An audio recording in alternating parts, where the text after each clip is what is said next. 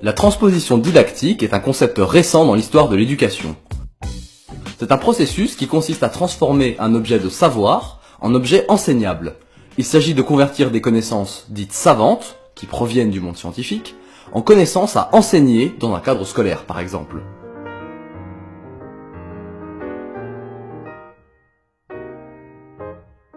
Le concept a été formalisé par Yves Chevalard dans les années 80 dans le cadre de son enseignement des mathématiques. En se posant la question de l'utilité des savoirs, il montre que les connaissances à acquérir pour ses élèves ne sont pas les mêmes que les connaissances théoriques telles qu'elles sont formulées par les chercheurs.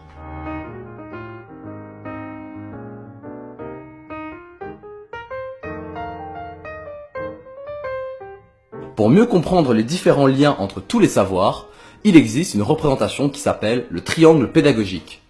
Développé par Jean Housset, il s'agit d'un triangle liant l'enseignant, les élèves et les savoirs. Ces trois éléments sont en relation les uns avec les autres, et si l'un des trois côtés est négligé, alors l'apprentissage est déséquilibré.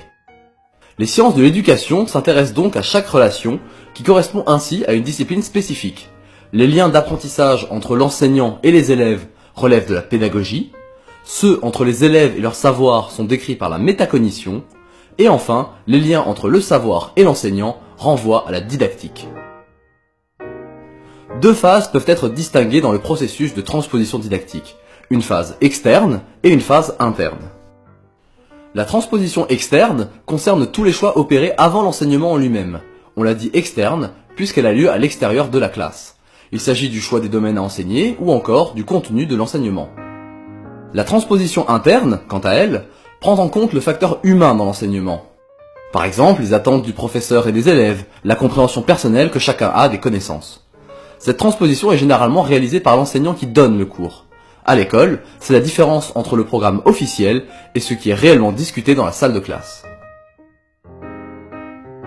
Aujourd'hui, ces deux aspects de la transposition didactique font partie des grands enjeux de l'éducation nationale.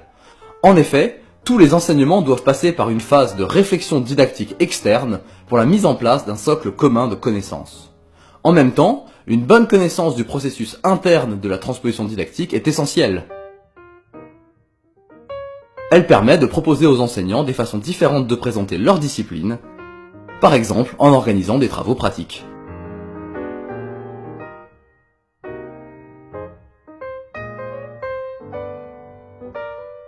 La transposition des savoirs savants en savoirs enseignables est particulièrement importante pour des disciplines où la différence entre ces savoirs est floue.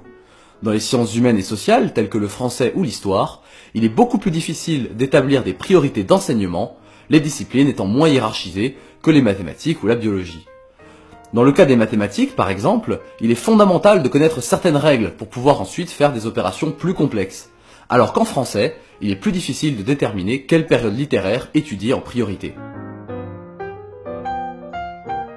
Si la pédagogie est aujourd'hui au centre de tous les débats et des préoccupations, il ne faut donc pas oublier l'importance du processus didactique. Ce processus est devenu de plus en plus nécessaire avec l'augmentation exponentielle des connaissances scientifiques. Il faut donc trouver de nouvelles façons d'ordonner les multiples savoirs afin de mieux les transmettre et les relier les uns avec les autres.